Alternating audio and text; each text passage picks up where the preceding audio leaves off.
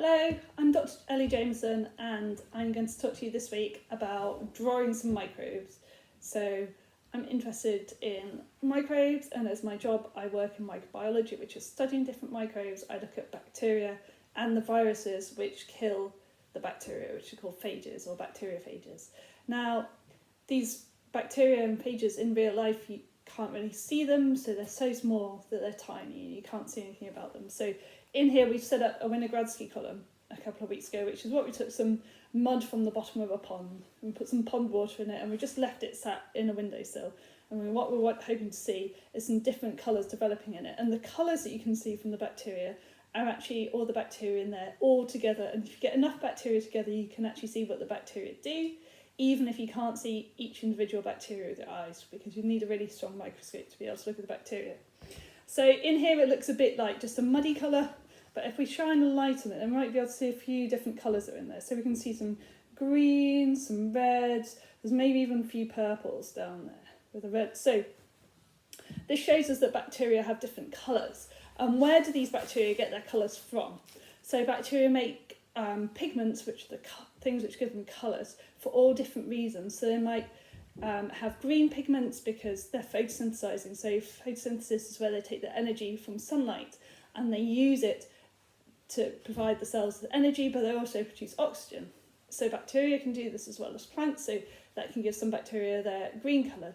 Some other bacteria, such as a purple bacteria, so there's a few little purple dots in this Winogradski column, those can also be bacteria taking that energy from sunlight, and they use a different purple pigment to get their energy from the sunlight.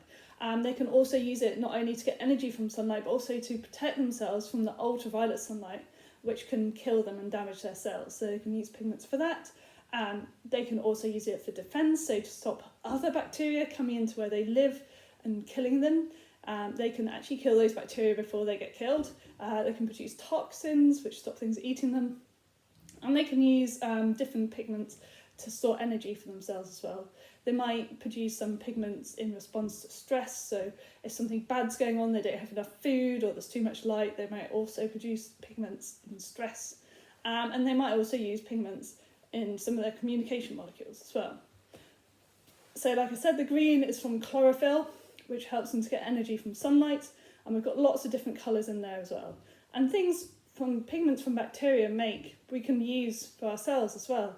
So we can use these as antioxidants, which are beneficial for our health. We can use them to colour foods for ourselves. We might have some drugs from them, so to make people healthier, like anti-cancer drugs, and also antibacterial drugs come from microbes as well. So we can use them in all sorts of ways. And people are also looking to use the pigments from bacteria maybe to colour our clothing. So currently we use lots of chemical dyes to colour clothing, but lots of people doing this all the time. It's quite bad for the water that they put out these dyes into. So fashion designers are trying to find different ways to use bacterial colours to maybe make better clothing, which isn't so bad for our environment. So we're going to try and draw some microbes as well. So we're going to just try and do that next.